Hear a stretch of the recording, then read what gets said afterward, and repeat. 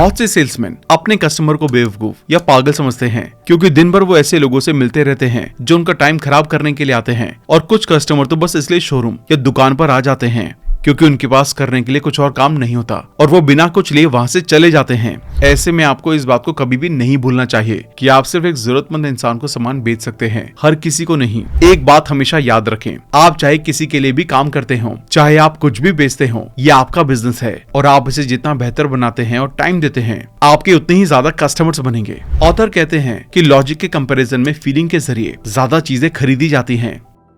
समझो कि हर इंसान जिससे आप मिलते हैं उसकी नेक पर एक साइन है जिसमें लिखा है मुझको इम्पोर्टेंट फील कराओ। अगर आप ऐसा करते हैं तो आप सेल्स में ही नहीं लाइफ में भी सक्सेस को अचीव कर पाएंगे। हेलो दोस्तों, आज हम बात करने वाले हैं book how to sell anything to anybody के बारे में, जिसे famous marketing and sales expert Joe Girard ने लिखा है। ये नॉलेजेबल बुक समरी सेल्स में जॉय जेरार्ड के एक सक्सेसफुल करियर से वैल्यूएबल लेसन्स के बारे में सिखाती है, जहां वो कस्टमर के साथ मजबूत रिलेशन बनाने और हमेशा उनकी सेटिस्फैक्शन के लिए एफर्ट करने में विश्वास करते थे। और ऐसा करके आप इसमें जानेंगे कि कैसे अपनी सेल्स को बढ़ाया जाए। एक बार एक कस्टमर ऑथर के पास कार खरीदने के लिए आया और वो किसी फिनरल यानी कि अंतिम संस्कार करने वाली कंपनी का ऑर्गेनाइजर था। तो ऑथर ने उससे पूछा कि किसी भी इंसान के अंतिम संस्कार में कितने लोग आते हैं, तो उसने जवाब दिया एवरेज 250 लोग आते हैं। एक बार ऑथर अपनी वाइफ के साथ अपने रिलेटिव की शादी में गए थे। वहाँ पर रिसेप्शन पर उनकी मुलाकात एक इंसान से हुई जो केटरिंग का मैनेजर था और ऑथर ने उससे पूछा कि शादी में कितने लोग आते हैं, तो उसने कहा कि एक आम इंसान की शादी में लगभग 500 लोग आते हैं।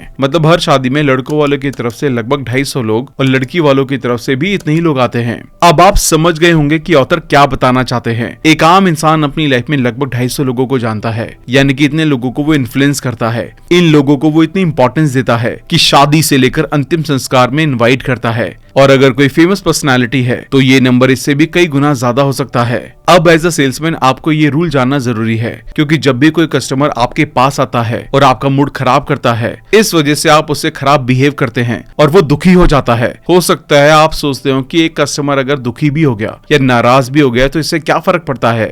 तो ये बात याद रखें कि वो इंसान उसकी लाइफ में उन 250 लोगों से कभी न कभी जरूर मिलेगा और जब भी मिलेगा आपकी बातें भी करेगा। इससे उस इंसान से जुड़े ये 250 लोग जो शायद आपके कस्टमर बन सकते थे, वो अब कभी भी आपके कस्टमर नहीं बनेंगे। अगर आप एक कस्टमर को अच्छा प्रोडक्ट या सर्विस देकर सेटिस्फाई करते हैं तो वो आपकी बातें इन 250 लोगों से करेगा और हो सकता है वो भी आपके कस्टमर कभी न कभी बन जाएं। इसलिए हर कस्टमर को एक वैल्यूएबल कस्टमर की तरह ट्रीट करें। इन सभी सेल्स सीक्रेट को हम मल्टीपल पार्ट्स में समझने वाले हैं, इसलिए वीडियो को एंड तक बहुत ही ध्यान से देखें। और अगर आप सेल्स में जॉब करते हैं या कभी सेल्स वाली प्रोफाइल में रहे हैं या रहना चाहते हैं तो ये वीडियो आपके बहुत काम आने वाली है, क्योंकि इस बुक समरी में वो सारे सीक्रेट बताए गए हैं जो एक पॉसिबली सेल्स में कोई भी इंसान फेस कर सकता है। तो चलिए फिर शुरू करते हैं। सबसे पहले समझते हैं कि अनजान लोगों को किस तरह से अपना कस्टमर बनाएं। जब भी कोई सेल्समैन सेल्स के काम को ज्वाइन करता है, कोई सामान बेचना शुरू करता है, चाहे वो कार बेचना हो या इंश्योरेंस बेचना या कोई और प्रोडक्ट या सर्विस बेचना हो, शुरू में 2 पीस बेचना उसके लिए कोई बड़ी बात नहीं होती। शुरू में तो 2 चीजें आराम से बेच देता है। सबसे पहले तो वो प्रोडक्ट खुद के लिए खरीद लेता है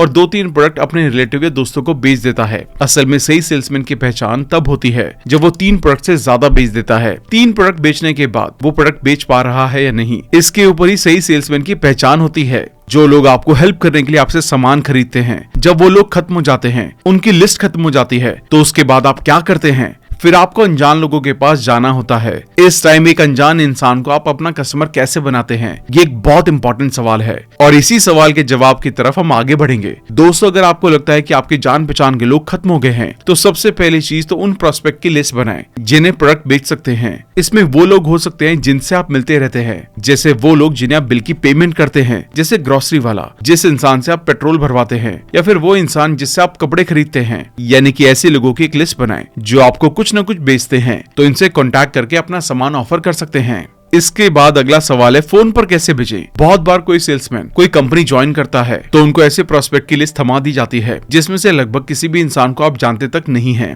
इस वजह से रियलिटी में उस लिस्ट में से 99% लोग आपसे बात करने में इंटरेस्ट नहीं लेते। ऐसे में सबसे पहली बात यह है कि आप जो बेचने वाले हैं वो पहले तो आपसे बात नहीं करना चाहते, उसका आपसे बात करने का मूड नहीं होता और झटके से वो फोन रख देते हैं। सबसे पहली बात है, फोन पर कोई अनजान इंसान आपका प्रोडक्ट खरीदने के लिए आपसे बात करे, उसके लिए एक चीज की जरूरत होती है और वो है रेफरेंस। बिना रेफरेंस के कोई भी इंसान बात करने में इंटरेस्ट नहीं लेता।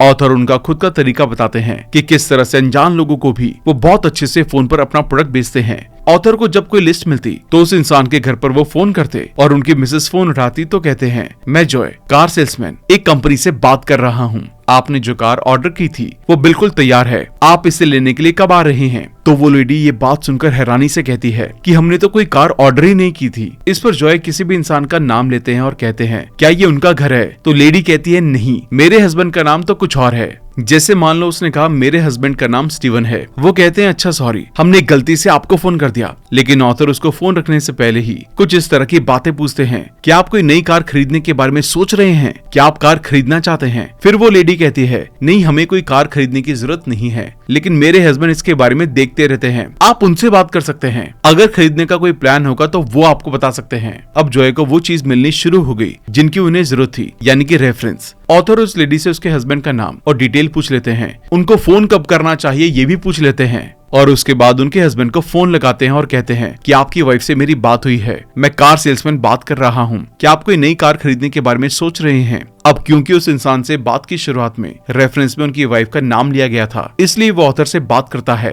और कहता है कि अभी तो मेरा कार खरीदने का कोई प्लान नहीं है। तो ऑथर उससे पूछते हैं, अच्छा तो आप कब की प्लानिंग कर रहे हैं? मान लो वो कहता है कि 6 महीने बाद। ये सारी डिटेल और उसके बारे में जो भी इन्फॉर्मेशन मिलती है ऑथर उसे एक फाइल में डिटेल में लिख लेते हैं और 6 महीने बाद उसे दोबारा से फोन करते हैं और एक इंटरेस्टेड कस्टमर बना लेते हैं। इस तरह आप भी फोन पर बात करके एक अनजान इंसान को अपना कस्टमर बना सकते हैं। लेकिन जॉय कहते हैं, आपको कस्टमर को फंसाना नहीं है, किसी तरह से चीट नहीं करना है, बस इस तरह सही तरीके से आपका प्रोडक्ट और आप लोगों तक पहुंचने चाहिए ताकि और भी लोग आप तक पहुंच सकें। अनजान लोगों को कस्टमर बनाने का अगला तरीका है लेटर भेजना, या आज के टेक्नोलॉजी एरा में बात करें तो ईमेल करना। बहुत सारे सेल्समैन कस्टमर को लेटर या मेल तो भेजते हैं, लेकिन उसमें पूरा ऐड होता है, उनके काम के बारे में प्रोसेस होते हैं और टेम्पलेट्स होते हैं। इस तरह के लेटर जब किसी को मिलते हैं तो ज्यादातर टाइम वो उसे पढ़ते भी नहीं है, बल्कि डस्टबिन में फेंक देते हैं या डिलीट कर देते हैं। इसलिए जितना हो सके पहली बात तो आपको कस्टमर को मेल भेजना चाहिए। भेजते टाइम ये पक्का करने के लिए कि वो उसे पढ़ें। ऑथर अपना तरीका बताते हैं जिसे वो खुद भी यूज किया करते थे। वो कहते हैं कि अपनी मेल के जरिए प्रोस्पेक्ट को कुछ खरीदने के लिए फोर्स ना करें, बल्कि अपनी हर अलग अलग ईमेल में उनको किसी प्रॉब्लम के बारे में या उसके सॉल्यूशन पर बात करें।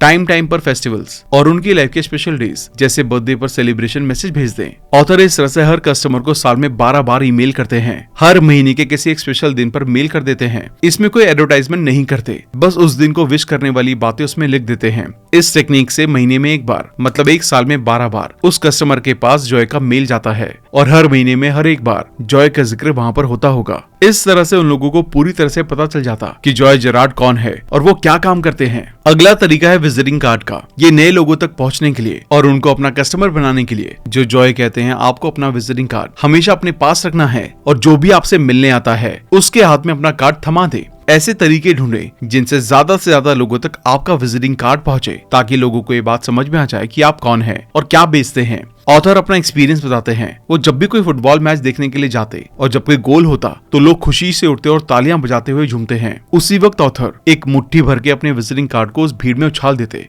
और इस तरह से उस खुशी के मौके पर उनके कार्ड भी उस भीड़ में छा जाते और वो ज्यादा से ज्यादा लोगों तक पहुंचने में कामयाब हो जाते थे। अब हमें ये समझना होगा कि कस्टमर को विनर कैसे बनाया जाए। ध्यान रखें, आप सिर्फ किसी नीडी इंसान को ही कुछ बेच सकते हैं, हर किसी को नहीं। बहुत से सेल्समैन अपने कस्टमर को बेवकूफ या पागल समझते हैं, क्योंकि दिन भर वो ऐसे लोगों से मिलते रहते हैं जो उनका टाइम खराब करने के लिए आते हैं, और कुछ कस्टमर तो बस इसलिए शोरूम या दुकान पर आ जाते हैं क्योंकि उनके पास करने के लिए कुछ और काम नहीं होता और वो बिना कुछ लिए वहां से चले जाते हैं। इसलिए बहुत से सेल्समैन अपने कस्टमर को पागल या फिर बेवकूफ समझते हैं, लेकिन अपने कस्टमर के बारे में ऐसा सोचना सही बात नहीं है, क्योंकि कस्टमर भी हमारे जैसे ही होते हैं। ऑथर कहते हैं कि कार खरीदने वाले मैक्सिमम लोग मिडिल क्लास फैमिली से होते हैं, जिन्होंने कड़ी मेहनत करके पैसे कमाए होते हैं। याद रखने वाली बात यह है कि जब कोई कस्टमर टीवी, फ्रिज या फिर कार लेने के लिए आपके शोरूम में आता है तो वो थोड़ा सा घबराया हुआ होता है, क्योंकि लोग सेल्समैन को एक ऐसे इंसान की तरह देखते हैं जो अपने कस्टमर से ज्यादा पैसे ऐंठने की कोशिश करता रहता है। इसलिए वो आते ही कहते हैं कि वो बस देखने के लिए आए हैं। ऐसा इसलिए कहते हैं क्योंकि उनके अंदर डर और अविश्वास भरा होता है कि अगर मैंने बोल दिया कि हाँ लेना है तो ये सेल्समैन कुछ भी करके बस मुझे अपना सामान बेच देगा, मुझे देखने या समझने का मौका ही नहीं देगा। कई बार आपको ऐसे भी कस्टमर मिले होंगे जो आपको थोड़े पैसे देकर गए होंगे लेकिन कभी भी लौट कर नहीं आए। ऐसा अक्सर तब होता है जब सेल्समैन उस कस्टमर को पागल या बेवकूफ समझने की कोशिश करता है। इसलिए कस्टमर को लगता है कि ये सेल्समैन मुझे बस बेचने की कोशिश कर रहा है, मेरी प्रॉब्लम और जरूरत को समझ ही नहीं रहा है, इसलिए कुछ पैसे देकर इसे पीछे छुड़ाना बेहतर है। और इस तरह वो सेल्समैन अपने पोटेंशियल कस्टमर को खो देता है। ऐसे में आपको इस बात को कभी भी नहीं भूलना चाहिए कि आप सिर्फ एक जरूरतमंद इंसान को सामान बेच सकते हैं, हर किसी को नहीं। ऑथर कहते हैं कि आप अपनी वर्किंग लाइफ में हर दिन जो करते हैं वो एक तरह की लड़ाई होती है, क्योंकि हमारे पोटेंशियल कस्टमर्स हमें अपना दुश्मन समझते हुए हमारी शॉप या शोरूम में आते हैं। वो सोचते हैं कि सेल्समैन उनसे पैसे ऐंठना चाहते हैं और दूसरी तरफ सेल्समैन सोचते हैं कि वो कस्टमर उनका टाइम वेस्ट करने के लिए आए हैं। इस तरह से दोनों एक दूसरे को अपना दुश्मन समझते हैं। अगर इस सिचुएशन को ठीक किए बिना यहीं पर छोड़ दिया जाए तो दोनों हमेशा एक दूसरे को अपना दुश्मन समझेंगे, एक दूसरे से झूठ बोलेंगे और एक दूसरे को घुमाने की कोशिश करेंगे। इस तरह से सामान बेचने से आप दोनों इस लड़ाई में हार जाएंगे। इसलिए ऐसा करने की बजाय आपको एक सेल्समैन के तौर पर ये समझने की कोशिश करनी चाहिए कि आपके कस्टमर के दिमाग में क्या चल रहा है, वो किस वजह से परेशान है। उसके साथ बातचीत करके उसकी परेशानी के बारे में पता लगा के न सिर्फ आप इस लड़ाई को जीत सकते हैं बल्कि अपने और कस्टमर के बीच में एक अच्छा रिलेशन भी बना सकते हैं। अगर आप इस सही तरीके से अपना सामान बेचते हैं तो दोनों को फायदा होगा, क्योंकि कस्टमर को वो प्रोडक्ट मिल जाता है जिसके लिए वो आया था और आपको वो कमीशन मिल जाता है जो आप चाहते हैं। इसलिए कस्टमर को महसूस कराएं कि उसने जो पैसा और टाइम खर्च किया है उसके बदले में उसे ज्यादा वैल्यू मिली है और इस लड़ाई में जीत उसकी हुई है। कोशिश करें कि आपके शोरूम या फिर दुकान में आते टाइम कस्टमर चाहे जो भी सोचे, लेकिन बाहर जाते टाइम कस्टमर खुद को एक समझदार कस्टमर की तरह देखे और आपको अपना दोस्त माने। अब आपको गॉसिप क्लब का हिस्सा बनने से बचना होगा। आप जितने ज्यादा कस्टमर से बात करेंगे आपकी सेल्स उतनी ही बढ़ेगी। ये बहुत सिंपल सा रूल है और बहुत इंपॉर्टेंट भी है। अगर आपके पास प्रोस्पेक्ट लिस्ट नहीं है तो आप अपनी कंपनी के कस्टमर का पुराना डेटा यूज करके क्लाइंट से बात कर सकते हैं,